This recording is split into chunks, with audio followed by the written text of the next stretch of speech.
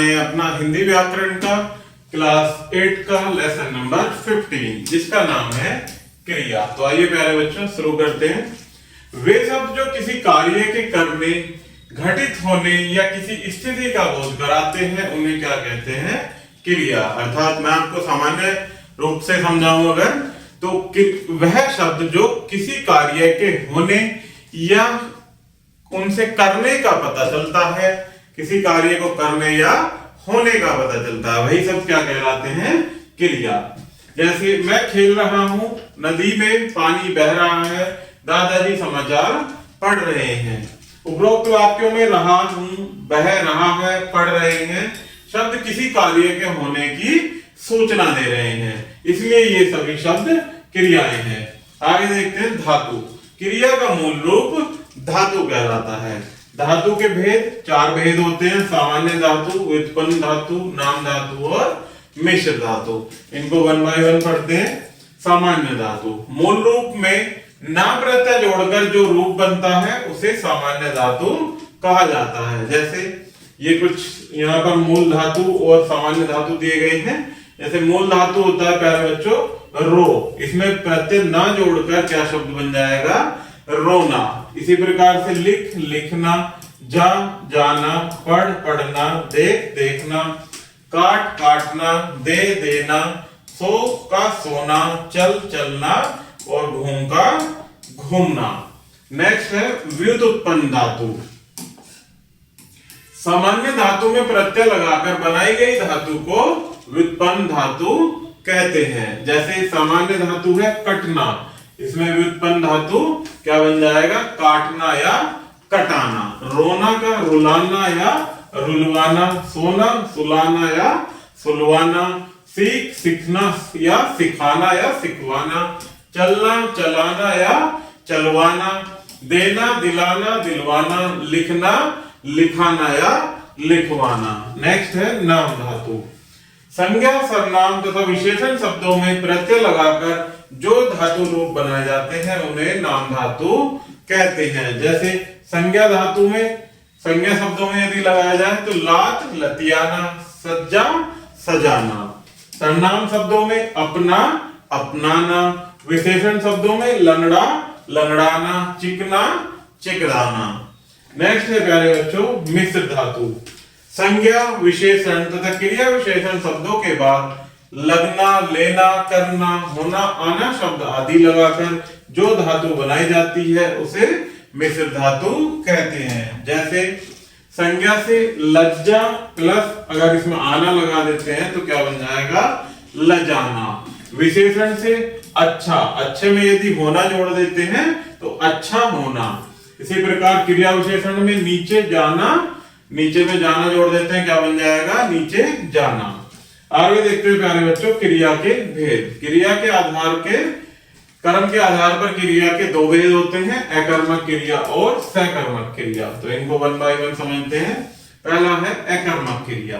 अकर्मक का अर्थ होता है प्यारे बच्चों कर्म रहित, अर्थात इसके नाम से भी आप समझ सकते हैं अकर्मक, जिसमें कोई कर्म न हो।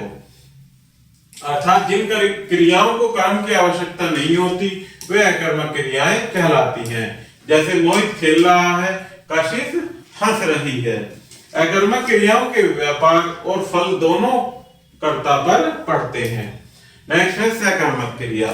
सकर्मक का अर्थ है कर्म के साथ, अर्थात जिस क्रिया व्यापार में कर्म की आवश्यकता होती है उसे सकर्मक क्रिया कहते हैं। जैसे विद्यार्थी परीक्षा दे रहे हैं, स्नेहा विद्यालय गई है। आगे देखते हैं सकर्मक के भेद। सकर्मक क्रिया के 2 भेद होते हैं: एक कर्मक क्रिया और द्विकर्मक क्रिया। तो सबसे पहले पढ़ते हैं एक कर्मक क्रिया के बारे में। जिन क्रिया शब्दों का एक कर्म होता है उन्हें एक कर्मक क्रिया कहते हैं। जैसे कृष्णा पुस्तक पढ़ रहा है, धोबी कपड़े धोता है। नेक्स्ट है द्विकर्मक क्रिया। वे क्रिया शब्द जिनके 2 कर्म होते हैं उन्हें द्विकर्मक क्रिया कहते हैं। जैसे दादाजी ने गोविंदा को खिलौने दिए, शिप्रा ने नीरज को पत्र लिखा। आगे पढ़ते हैं प्यारे बच्चों संरचना के आधार पर क्रिया के भेद। संरचना के आधार पर क्रिया के 6 भेद होते हैं। सामान्य क्रिया, प्रेरणार्थक क्रिया, संयुक्त क्रिया, नाम धातु क्रिया, पूर्वकालिक क्रिया और कृदंत क्रिया। तो इनको 1 बाय 1 समझते हैं प्यारे बच्चों, इनकी परिभाषा उदाहरण के माध्यम से। पहला है सामान्य क्रिया। जिन वाक्यों में एक ही क्रिया पद का प्रयोग किया जाए उन्हें सामान्य क्रिया कहते हैं। जैसे मोनू ने दुकान खोली, रमा सेब लाई। नेक्स्ट है प्रेरणार्थक क्रिया। जिस क्रिया द्वारा यह बोध होता है कि कर्ता स्वयं कार्य न करके किसी अन्य को कार्य करने की प्रेरणा देता है, उसे प्रेरणार्थक क्रिया कहते हैं। जैसे पिताजी ने सविता को मिठाई दिलवाई, हमारे सेठ जी ने मजदूरों से बोरियां उठवाई। नेक्स्ट है प्रेरणार्थक क्रिया के भी 2 भेद होते हैं। प्रथम प्रेरणार्थक क्रिया, जिन क्रियाओं में कर्ता एवं स्वयं शामिल होकर कार्य करने की प्रेरणा देता है उन्हें प्रथम प्रेरणार्थक क्रिया कहते हैं। जैसे दादी जी मोना को पढ़ाती हैं, जोकर दर्शकों को हंसाता है। नेक्स्ट है द्वितीय प्रेरणार्थक क्रिया। जिन क्रियाओं में कर्ता स्वयं सम्मिलित न होकर दूसरों को कार्य करने की प्रेरणा देता है उन्हें द्वितीय प्रेरणार्थक क्रिया कहते हैं। जैसे अध्यापक बच्चे से कहानी सुनवाते हैं, दुकानदार नौकर से झाड़ू लगवाता है। नेक्स्ट है प्यारे बच्चों संयुक्त क्रिया। जो क्रिया 2 या 2 से अधिक धातुओं के मेल से बनती है उसे संयुक्त क्रिया कहते हैं। जैसे कल अतिथि चले जाएंगे, कृपया मेरा काम जल्दी कर दें। नेक्स्ट है नाम धातु क्रिया। संज्ञा, सर्वनाम तथा विशेषण शब्दों में प्रत्यय जोड़कर बनने वाली धातुओं को नाम धातु क्रिया कहते हैं। जैसे संज्ञा से बनने वाली नाम धातु क्रिया है शर्म, शर्माना, रंग से रंगाना। सर्वनाम से अपना, अपनाना, विशेषण से लंगड़ा, लंगड़ाना, गरम, गरमाना। नेक्स्ट है पूर्वकालिक क्रिया।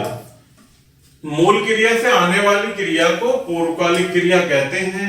जैसे वह खाना खाकर सो गया, मूल क्रिया से सो गया और मूल क्रिया से पहले आने वाली क्रिया क्या है? खाना खाना। नेक्स्ट है प्यारे बच्चों कृदंत क्रिया। वह क्रियाएं जो क्रिया शब्दों के अंत में प्रत्यय लगाकर बनाई जाती हैं उन्हें कृदंत क्रिया कहते हैं। कृदंत क्रिया की 3 प्रकार की होती हैं।